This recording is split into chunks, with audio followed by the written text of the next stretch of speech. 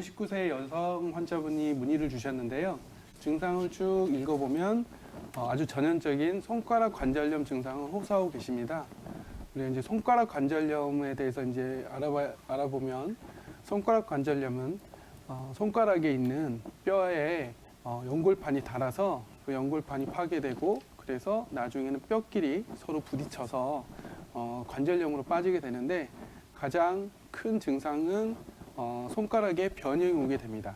그래서 골관절염이 가장 대표적인 증상이 이제 연세든 이제 어머님들이 손가락이 퉁그러졌다고 보통 얘기를 하는데요.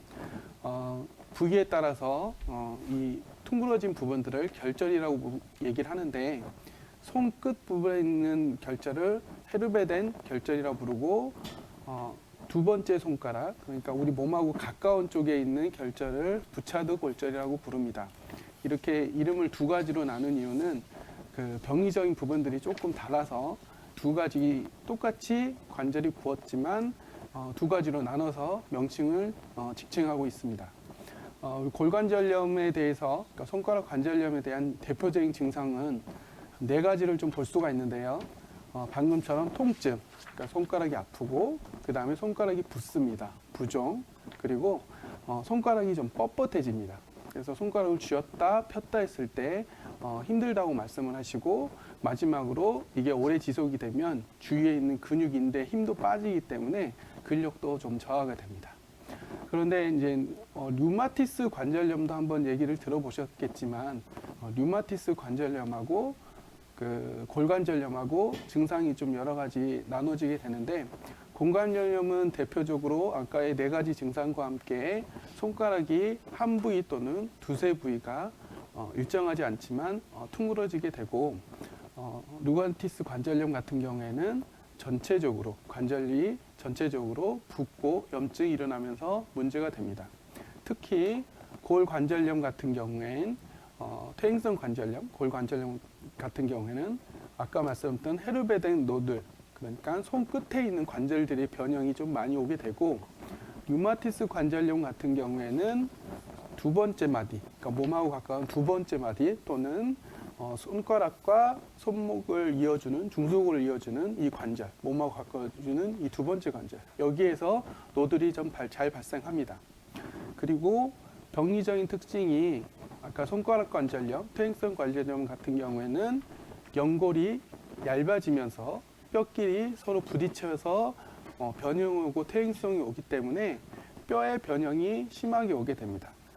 그렇지만 류마티스 관절염 같은 경우에는 연골 자체가 닳아서 문제가 되는 게 아니고 활액막 안에 있는 염증이 증가하면서 주위에 뼈라든지 인대라든지 이런 쪽까지 같이 염증이 확 일어나게 됩니다. 그래서 따라서 골관절염 같은 경우에는 결절이 생기고 변형이 왔을 때 눌러보면 딱딱하지만 류마티스 관절염 같은 경우에는 뼈의 변형보다는 관절 자체가 붓고 염증이 나는 거기 때문에 골관절염보다는 약간 말랑말랑하게 됩니다. 또한 골관절염 같은 경우에는 일을 하시려고 어디 다쳐서 문제가 생기는 게 아니고 일을 많이 해서 문제가 된 거기 때문에 일을 많이 하시고 난 다음에는 계속 누적됐다가 저녁에 손이나 손끝이 뻑뻑하고 힘들다고 보통 호소를 하시고 류마티스 관절염은 자가면역 질환으로 염증이기 때문에 아침에 뻣뻣하다고 호소를 좀 많이 하게 됩니다. 따라서 골관절염하고 류마티스 관절염은 잘 감별해서 치료에 접근하시는 게 좋고요. 그러면 이 골관절염, 수지관절, 손가락 관절염을 어떻게 진단 내리느냐? 일단 관절이 변형이 됐다 그러면 엑스레이를 한번 찍어서 엑스레이를 통해 가지고 뼈가 얼만큼 변형됐는지 단계를 보고 치료 계획을 보통 세우게 됩니다. 먼저 4단계로 나누게 되는데요. 엑스레이상 1단계 같은 경우에는 관절 간격이 일정하지고 뼈의 변형은 없지만 통증이 나타나기 시작하는 단계. 두 번째는 그 연골판이 닳기 시작하면 뼈가 자라나서 연골판의 역할을 대신하려고 합니다. 그래서 뼈 끝이 골격이 조금씩 자라나기 시작하면서 뼈의 간격이 연골판이 얇아진 것에 따라 좁아지기 시작한 단계. 세 번째 단계는 그 연골판이 이제 많이 닳아가지고 뼈와 관계가 거의 없어지고, 네 번째 단계는 이제 뼈와 뼈 사이가 이제 서로 부딪혀서 변형도 많이 오고, 그다음에 뼈의 간격이 거의 없는 상태를 말합니다. 적극적으로 사실은 치료해야 할 단계는 1단계하고 2단계, 그 단계까지 되어 있을 때, 그러니까 초기에 주위에 있는 인대와 그 다음에 관절을 쌓아주는 활액량을 자꾸 순환시키고 풀어줘서 더 이상 병이 진행되지 않도록 하시는 게 중요하고요. 3단계나 4단계, 그러니까 뼈의 간격이 거의 다 좁아들고 오히려 서로 부딪혀서 뼈의 변형이 심하게 왔을 때는 오히려 치료 시기를 놓쳐서 더 이상 좋아지지는 않고 통증 관리만 해야 합니다. 따라서 1단계하고 2단계 되어 있을 때, 그래서 손가락 관절염의 초기일 때 치료를 적극적으로 하시는 게 좋고요.